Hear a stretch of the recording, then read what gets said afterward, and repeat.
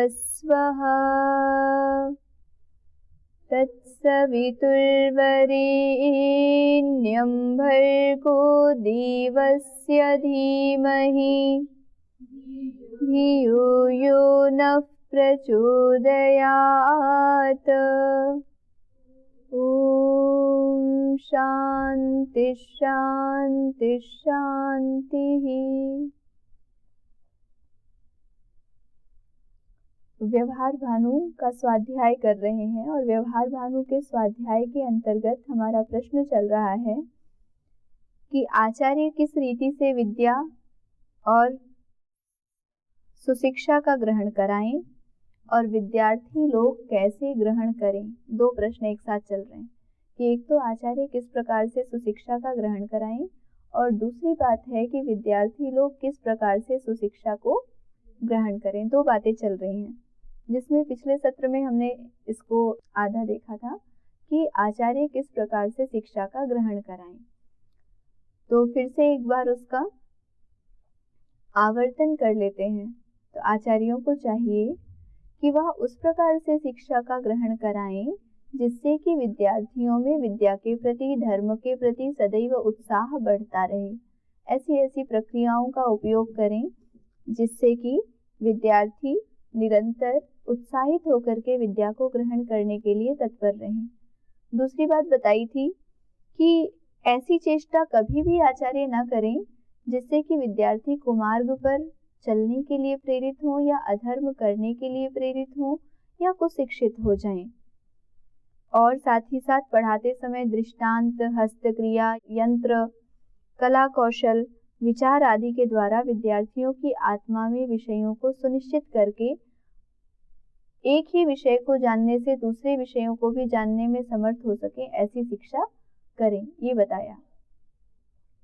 फिर बताया कि आचार्य ध्यान रखें कि मेरे पढ़ाने से यानी मेरे द्वारा पढ़ाया गया कोई विद्यार्थी मेरी निंदा का कारण ना बने, अधर्म का आचरण करने वाला ना हो, कुशिक्षा से युक्त ना हो, ऐसा वो ध्यान रखे। अर्थात मेरे ही विद्यार्थी आगे चल करके मेरी निंदा करें, ऐसा कोई भी कारण आचार्य उपस्थित ना होने दे। ईश्वर के समान, जैसे ईश्वर पक्षपात रहित होता है, ईश्वर न्यायकारी होता है, ईश्वर दयालु होता है, ईश्वर सब प्रकार की विद्याओं से युक्त होता है, इसी प्रकार अपने आप को भी न्यायकारी, पक्षपात रहित आदि गुणों से युक्त बना करके और निरंतर विद्यार्थियों की शिक्षा करते रहें, ऐसा बताया गया था।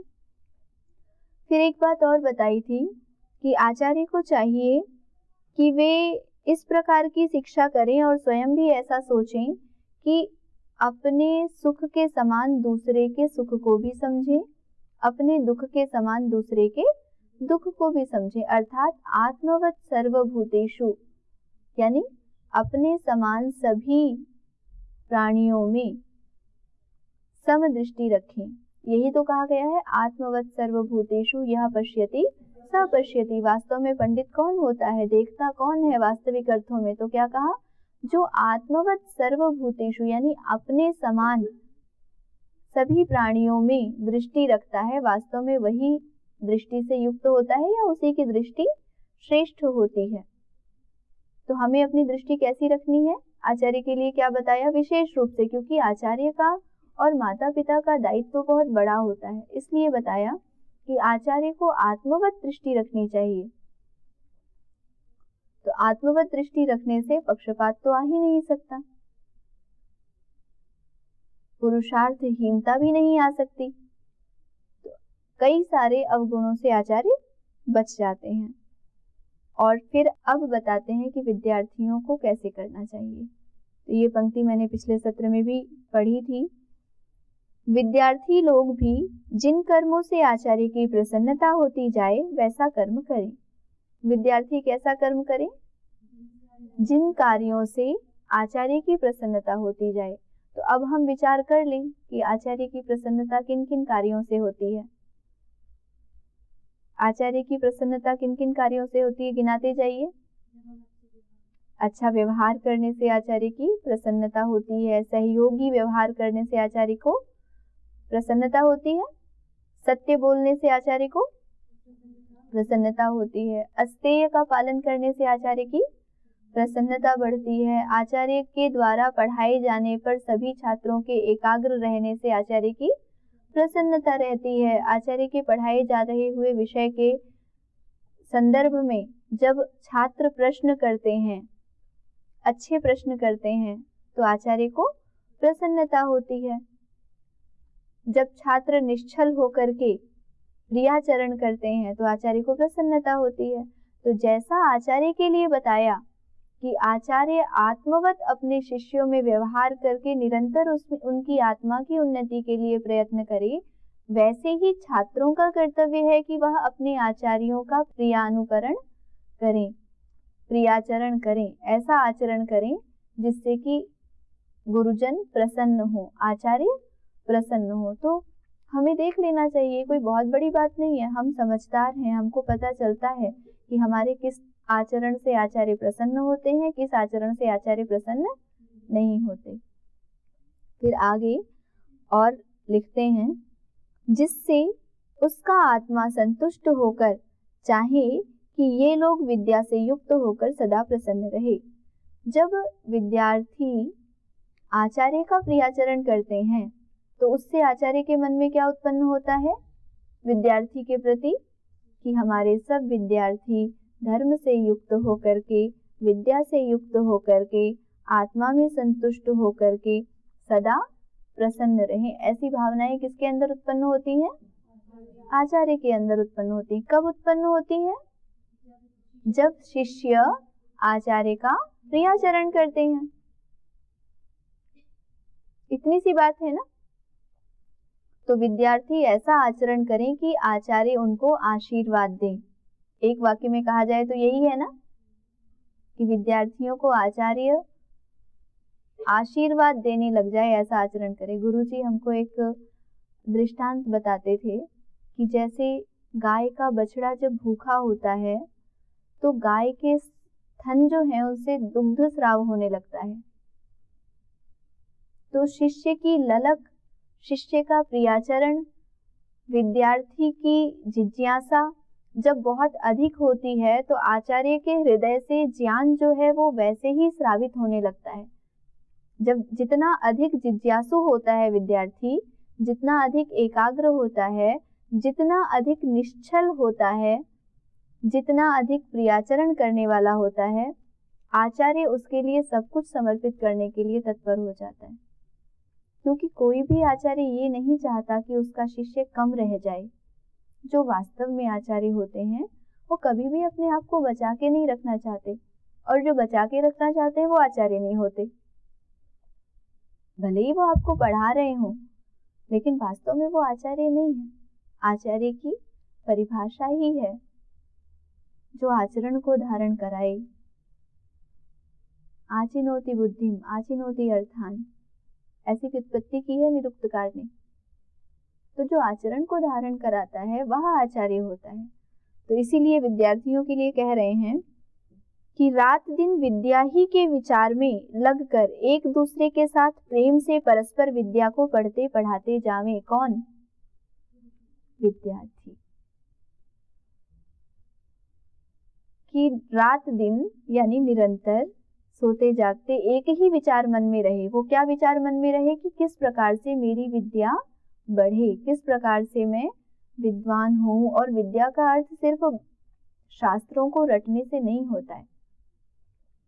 इसके पिछले संदर्भ में एक बात आई थी कि विद्या धारण किए हुए मनुष्य दुखी रहते हैं।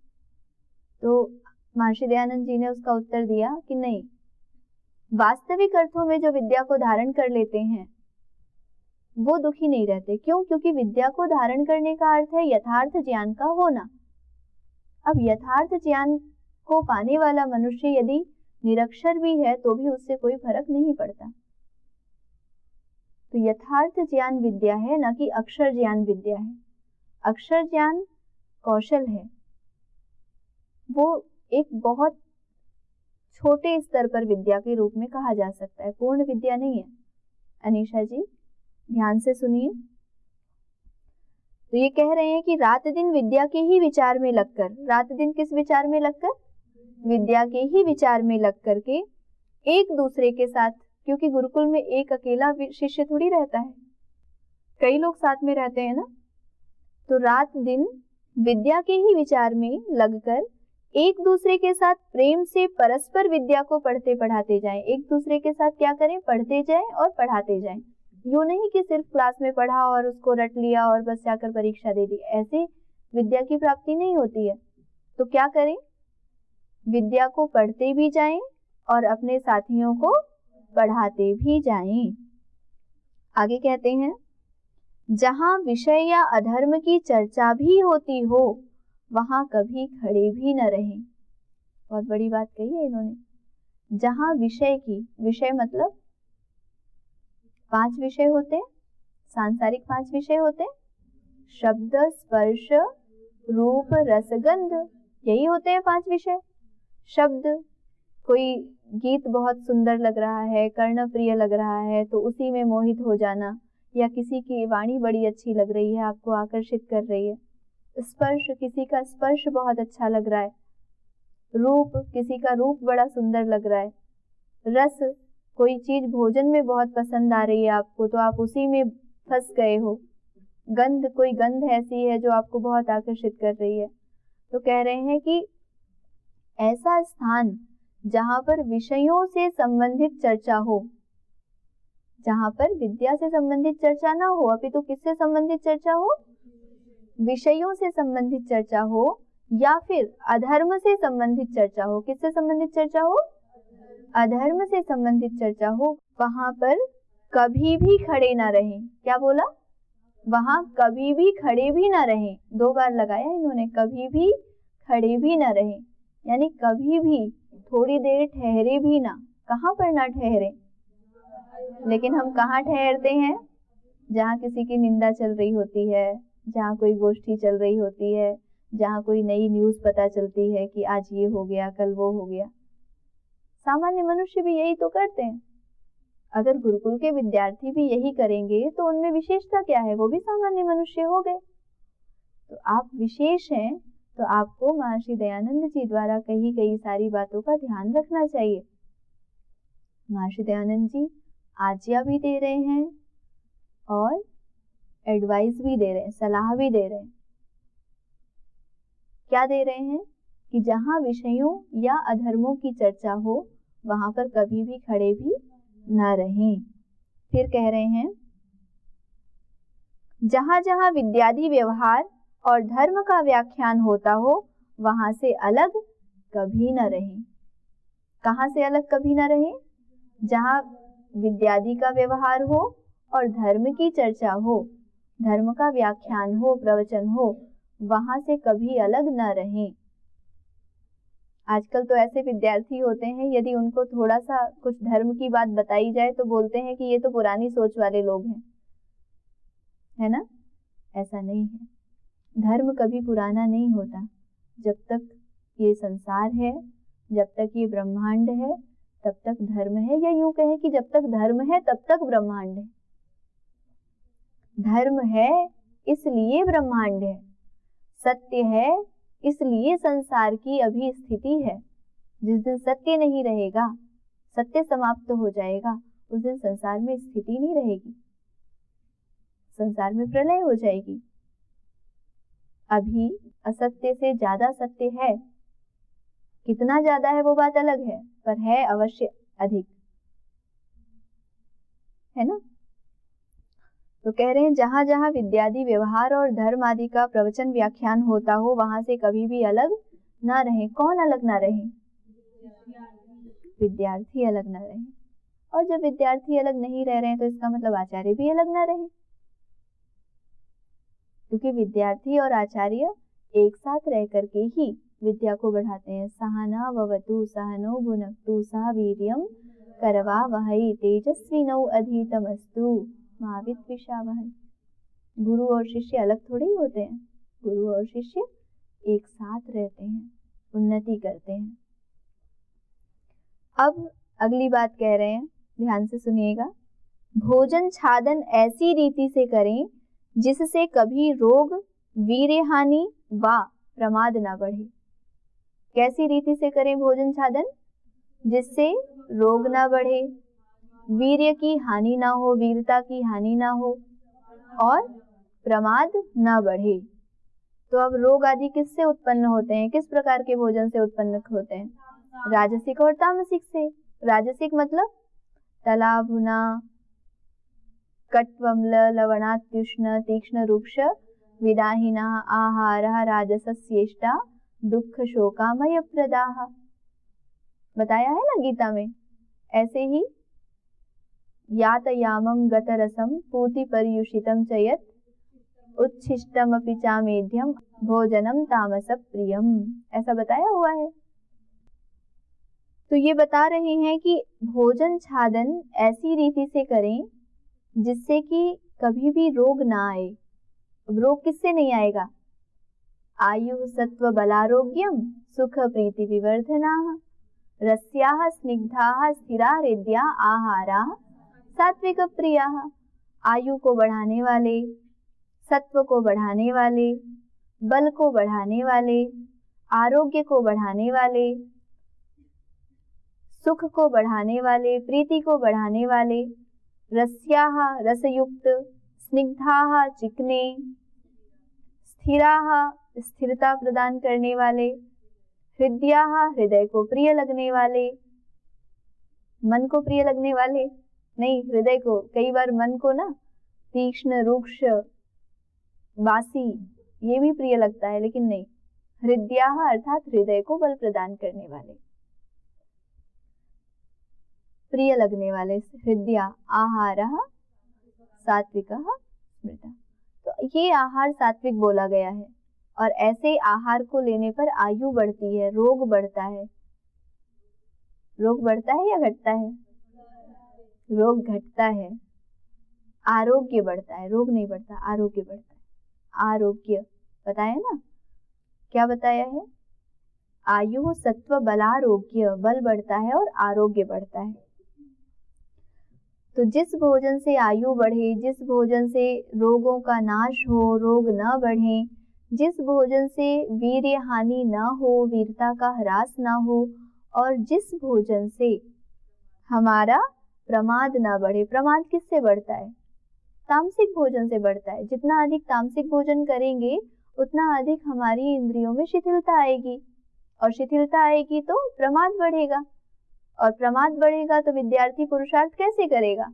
और विद्यार्थी के लिए सुखार्थी व त्यजेत विद्याम विद्यार्थी व त्यजेत सुखम, सुखार्थिना कुतो विद्या कुतो विद्यार्थिना सुखम। तो फिर अगर कोई ऐसा भोजन करे जिससे खूब अच्छे से नींद आती हो, दिमाग काम करना ही बंद कर देता हो, तो ऐसे भोजन करके विद्यार्थी के जीवन का निर्वाह कर पाओगे? उत्तरदायित्व निर्वहन कर पाओगे?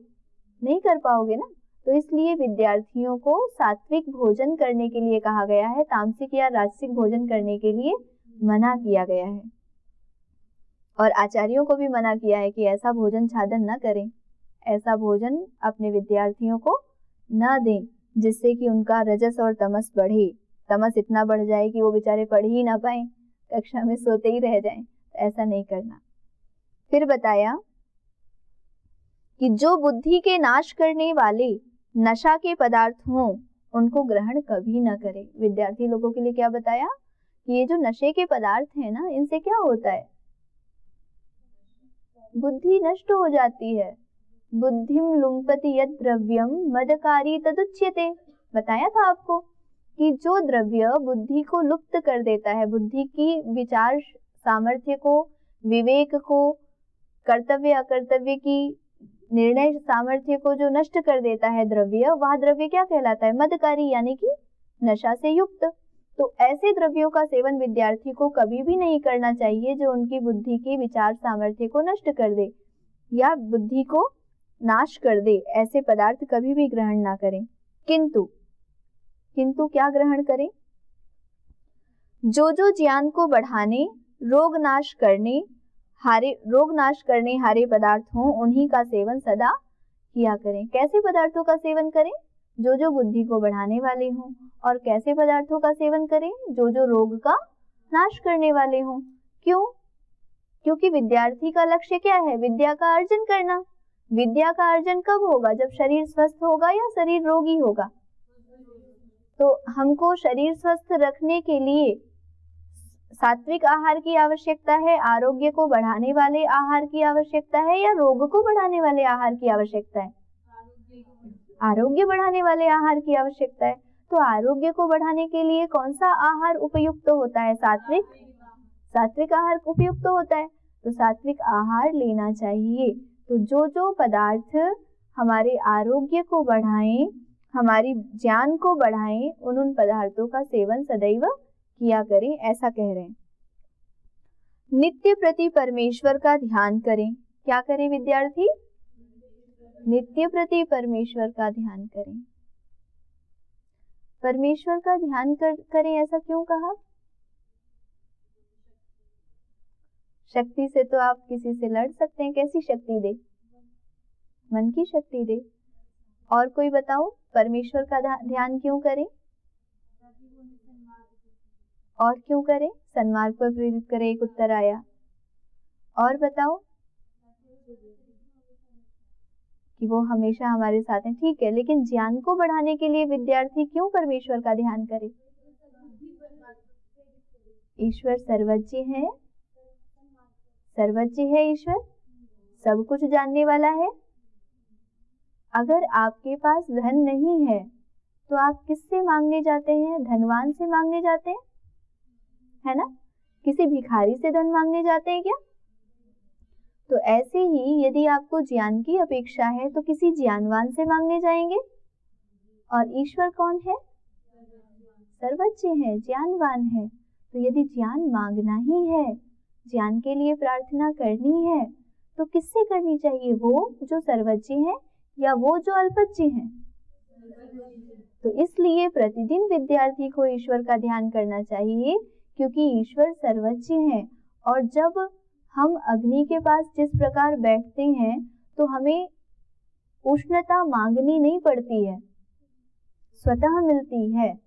नदी के तीर पर जब बैठते हैं तो शीतलता मांगनी नहीं पड़ती है, स्वतः मिलती है। ऐसे ही जब सर्वज्ञ ईश्वर के सानिध्य में अपने आप को हम रखते हैं, जब बैठते हैं, निश्चलता से बैठते हैं, अपने आप को समर्पित करके बैठते हैं, तो ज्ञान मांगना नहीं पड़ता है। उनकी कृपा से हमको ज्ञान मिलता है। और ज्ञान के मिलने के लिए जो भी सहायक हैं, जो भी साधन हैं, वो हमको मिलते हैं। तो इसलिए महर्षि दयानंद जी ने बहुत गहरी बात कही है कि विद्यार्थियों को नित्य प्रति परमेश्वर का ध्यान करना चाहिए, कभी कभी नहीं। हम लोग आपको संध्या करने के लिए क्यों बोलते हैं कि प्रातः सायं संध्या अनिवार्य है, गायत्री जप अनिवार्य है। जब से उपनयन होता है तब से आपको बताया जाता है कि गायत्री मंत्र आपका गुरु मंत्र है, रोज ही इसका जप करना है। क्यों करना है? क्योंकि आप शक्ति के भंडार से शक्ति की याचना करेंगे तो आपको वह अवश्य मिलेगी। वह सर्वज्ञ होने के साथ साथ कृपावान भी हैं, वो सर्वज्ञ होने के साथ साथ दयालु भी हैं। जब एक भूखा शिशु अपनी माँ से दुग्ध पान के लिए जिद करता है तो क्या माँ कभी विरोध करती है उसका? हो सकता है उसे बहलाने के लिए थोड़ा सा खिलौना दे दे, हो सकता है फिर शहद चटा दे, लेकिन जब शिशु की ऐसी अवस्था होती है कि वह सब कुछ छोड़ दे, कुछ भी लेने के लिए तैयार ना हो और इतना भूखा हो कि माँ उसे खिलौना दे तो उसे भी फेंक दे, माँ उसे बहलाने के लिए शहद दे तो उसे भी फेंक दे, तो फिर माँ को अंततः क्या करना पड़ता है? उसको गोद में उठा करके दूध पिलाना ही पड़ता है।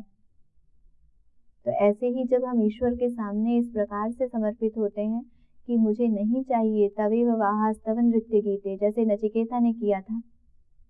जब यमाचार्य ने उनके सामने बात रखी कि आपको जितनी धन संपत्ति मान सम्मान ऐश्वर्य जो कुछ चाहिए आप ले लो, पर मुझसे इस विद्या का उपदेश ना मांगो।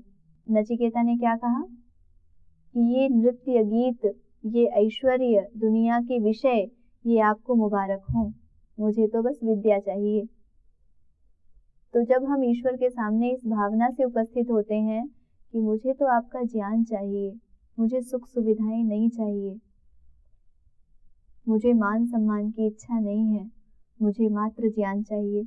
और ज्ञान मिलने से सब कुछ अपने आप आ जाता है। राजा पूज्यते स्वराज्ये, राजा तो सिर्फ अपने राज्य में पूजित होता है, विद्वान सर्वत्र पूज्यते, परंतु विद्वान की पूरी वसुधा पर पूजा होती है। तो जब ज्ञान होता है व्यक्ति को, तो उसको कुछ मांगने की आवश्यकता ही नहीं होती है, बिना मांगे ही सब कुछ मिल जाता है। तो इसलिए किसको मांगना चाहिए? किसको मांगना चाहिए? विद्या को, ज्ञान को मांगना चाहिए। किससे मांगना चाहिए?